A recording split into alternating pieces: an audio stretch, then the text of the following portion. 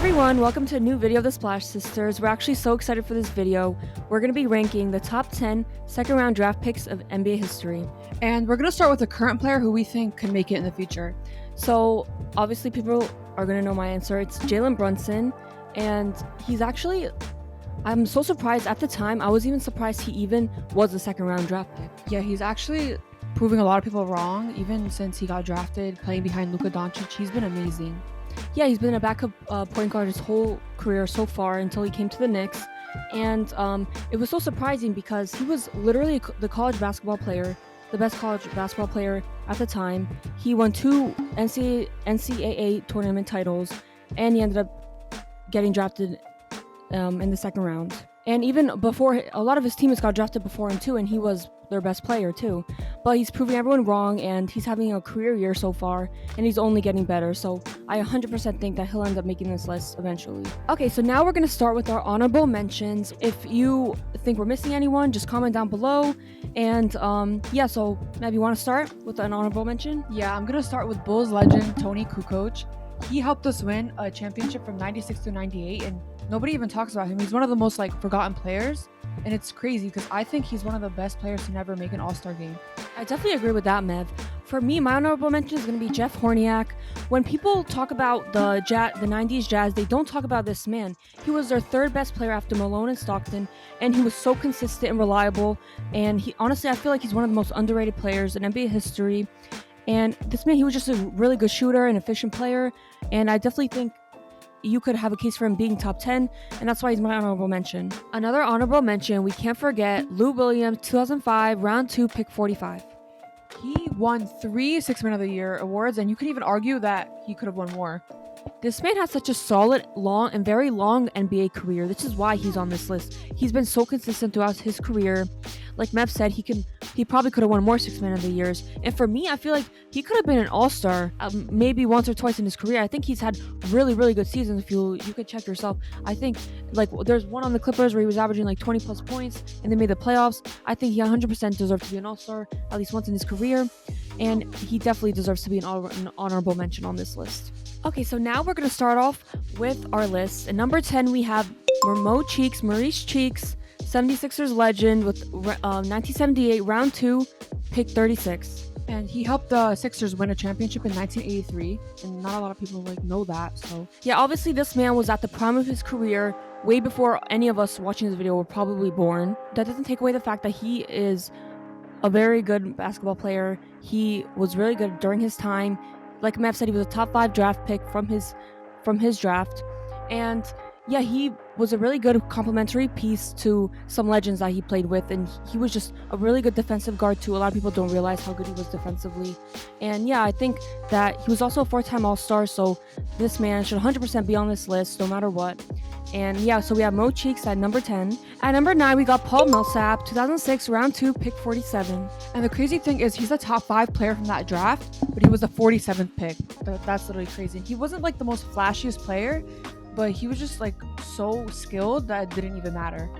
Yeah, and he was part of that Hawks team that there was a 4-year stretch of his career where he was an All-Star, and he was part of the Hawks team that won 60 games and went to the Eastern Conference Finals. Yeah, and people just think about that Hawks team and they see all those 4 All-Stars. Even though they didn't make it as far, that was still one of the most legendary teams he was a part of. Yeah, and he was like we said, he was probably the best player from that team, or one of them. And yeah, he definitely deserves to be on this list. At number 8, we got Isaiah Thomas, 2011, round 2, pick 60. And he was overlooked because of his small size. I mean, he's 5'9", but he proved so many people wrong because he ended up being an actually very good NBA player.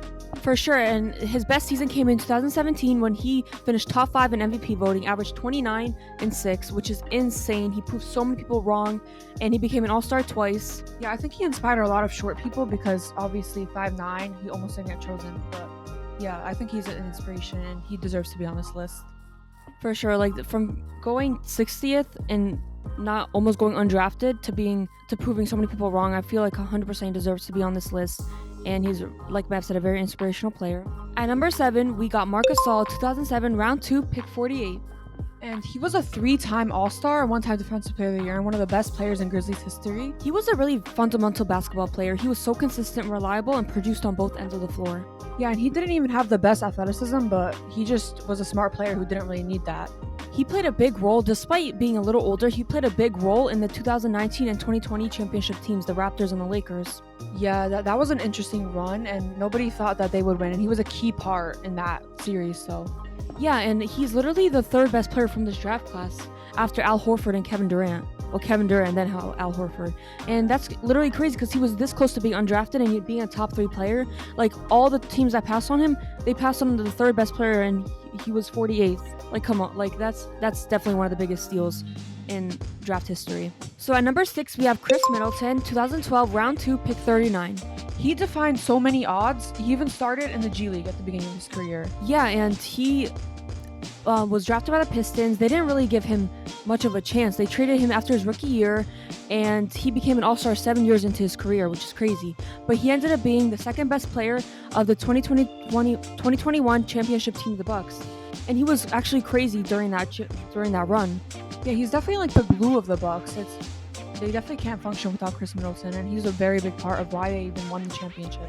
Yeah, he is like one of those players that everyone needs on their team. He can create his own shot and shots for others. He's really reliable, can take over a game scoring, and yeah, he's had a really good NBA career and definitely deserves to be on this list. Yeah, I would say he's top 5 in this draft. He definitely was too, which is crazy because he was picked 39th, was overlooked by many NBA teams, and he has a really inspirational story starting off his career in the G League, and he got out of the G League and became an all-star. And I'm pretty sure he was, I think, the first person to do that in NBA history, or one of them. Now, into our top 5, we got Gilbert Arenas, 2001, round 2, pick 31. Gilbert Arenas was a special talent out of the second round. He was one of the best scorers in the league at his time. He was also one of the best guards at his time too, along with, during his peak years, he was up there with Wade, Kidd, Nash, and Kobe, which was crazy. He was a really talented scorer, can score from anywhere on the court, had a pure jumper, could shoot from deep even before Curry made it cool. He was also really explosive around the rim, could finish at ease, and was a really solid underrated passer too. Yeah, I think he's one of the most underrated players of all time, and his talent really spoke for itself. Yeah, a lot of people just, when they think of Gilbert Arenas, they think of those guns incidents, but this man was such a special talent, and I wish he had like more help throughout his career, could have probably accomplished more than he did. Yeah, and he's definitely one of the best players in his draft class, so it's kind of scary how he fell to the second round. Yeah, he was top 5 too, and was drafted 31, but he made teams regret not picking him, and he definitely deserves to be top 5. At number 4, we got Dennis Rodman, 1986, round 2, pick 27. Dennis Rodman was a really special basketball player. His offensive game was really limited, so he focused his game more on defense and rebounding. Yeah, he was such a freak athlete. Nobody wanted to play against him, and he was such a tenacious defender that people were literally scared to go up against him. He was the defensive player of the year multiple times, and his rebound, he was only 6'7", and was out-rebounding all 7-footers in the league. Yeah, he had the hustle, the grit that most people nowadays lack. And his stat lines were so funny. Like, some of them were like 0 points, 30 rebounds, like 10 steals. Like, it was all random stuff with like no points, but like a bunch of steals, blocks, assists, not even assists, but steals, blocks, all that, rebounds. Yeah, on top of that, he played such a pivotal role in the 5 championships that he won. Definitely. Without him, who knows if they win all 5? They probably won't. He was so special and important for those teams. And he 100% deserves to be up here on the higher part of this list. At number 3, we got Draymond Green, 2012, round 2, pick 35. So I literally can't believe this man fell to the second round. It's literally a crime to let this man fall to the second round. He was such a vital part of the Warriors championship dynasty that was dominating. Yeah, and he doesn't even need to score. Like, his tremendous defense alone is enough to impact games.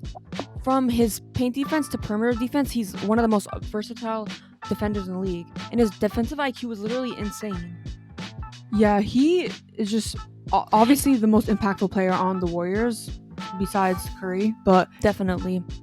Yeah. And a lot of people don't give him that title, but I definitely think he was. Like Mev said, arguably their second most important player throughout their dynasty. Yeah, I don't think they could win most of their championships without Draymond Green anyways. So he is like their glue guy. Like, he impacted that team so much. And not only is he so great defensively, but he's been the Warriors' secondary playmaker throughout his whole career.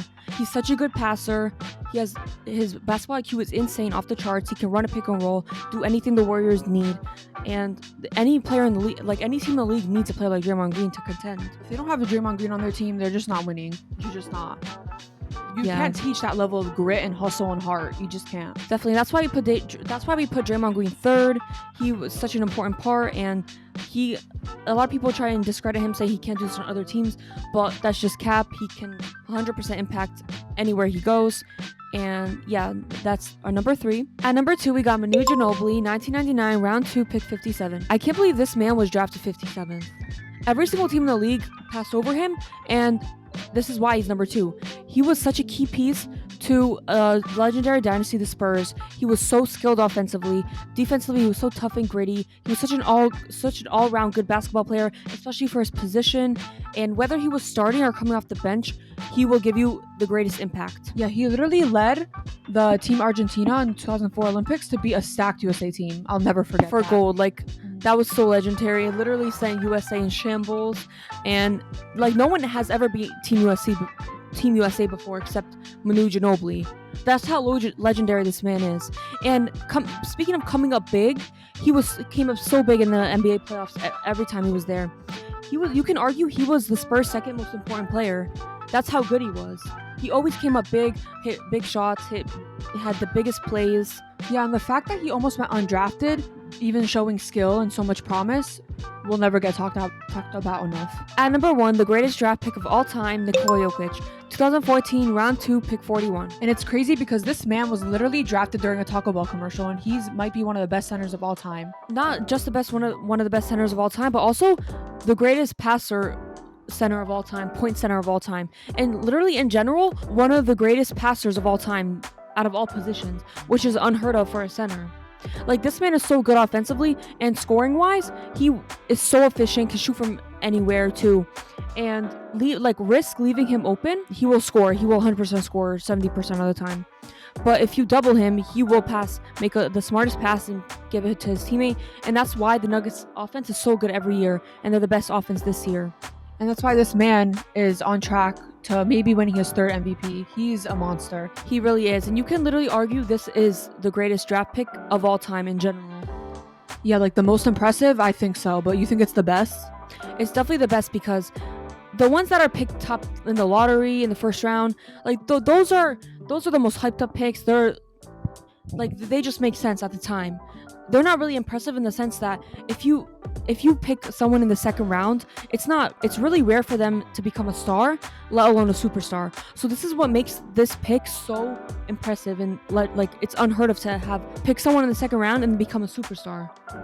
Absolutely crazy. I don't think anyone. This is why it's the greatest draft pick in general of all time. And Nikola Jokic deserves his flowers. This man is a 2-time MVP, possibly 3rd, and yeah, we'll probably never see a player like Jokic again.